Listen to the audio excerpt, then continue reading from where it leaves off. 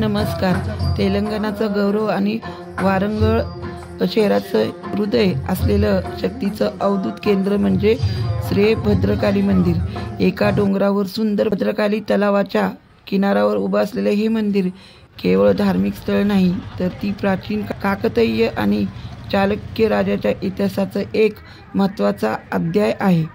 चालुक्य राजा दुसऱ्या पुलकेश यांनी ह्या मंदिराची निर्मिती केली. त्यानंतर काकतीय राजासाठी ही देवी कुलदेवता बनली.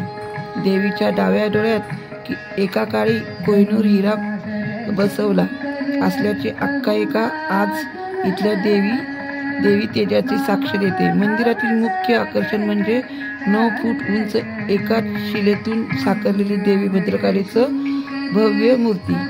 8 हातामध्ये शस्त्रपारण केलेलं सिंहावर विराजमान असलेली ही देवी शांत आणि उग्र अशा दोन्ही रूपाचं प्रचिती देते. तिच्या दर्शनाने मनातली भीती दूर होते आणि एक नवी ऊर्जा मिळते. मंदिराचं स्थापत्य चालुक्य आणि काकतीय शैलीचं अप्रतिम मिश्रण आहे.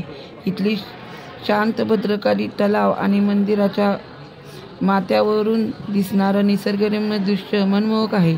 नवरात्री आणि बनूल उत्सवात इथे भक्तांची अल्लट गर्दी होते. भद्रकाली मंदिर ही संकटाशी लढण्याची प्रेरणा आणि देवी शक्तीवरील अतूट विश्वास देणारं शक्तिपीठ आहे. जर तुम्ही वारंगळला भेट देत असाल तर ह्या जागृत शक्तिपीठाचं दर्शन घ्यायला विसरू नका. बोला जय भद्रकाली, जय जगदंबा.